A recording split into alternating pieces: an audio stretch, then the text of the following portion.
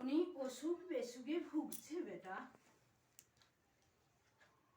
বলো হ্যাঁ ও কি না। কি ওর ওর বিয়ের আগের কোনো অতীত কিছু আছে যে কারোর সাথে বিয়ে থা হয়েছে বা ডিভোর্স হয়েছে বা কোনো কিছু? আমরা কিচ্ছু জানি না বাবা। না দেখ, ও যে সমস্যায় রয়েছে এখন, হাঁটা চলা ফেরা খুবই কষ্ট করে রয়েছে, এবং ওর বিষয় যে জানতে চাইছিস, ওর সিদ্ধান্ত এখন অন্য রকম। ওর এক মহিলাও আছে, কেউ পিসি না? এক বয়স্ক মহিলা রয়েছে যুক্ত।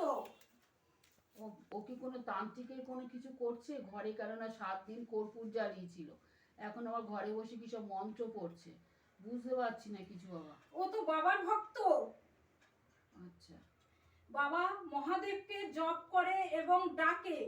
আচ্ছা, ও ঘর সংসার করবে কি? ও স্বামী স্ত্রীর মধ্যে তো ওদের কোনো রকম কিছু নেই, ওরা কোনো কিছুই আমাদের ঠিক মতন ক্লিয়ার করেনি কিছু বিয়ের সময়।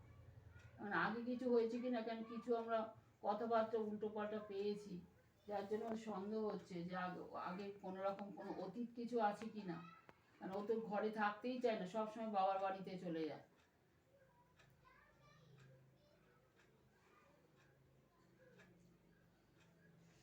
দেখ বেটা, পিছনে সমস্যা আছে বলে কিন্তু ও বাড়িতে মোটে থাকতে চায় না, মন টিকে না, মন অস্থিরতা ভাব। আর যাকে বলছি বাড়িতে বসে তান্ত্রিক গুণিন বিদ্যা করছে, ও কিন্তু একটা পিছনে অতীত আরো বড় রয়েছে। কি সেটা বলবে বাবা? আরো বড় ধরনের অতীত থাকার কারণে ও কিন্তু এই রকম সিদ্ধান্ত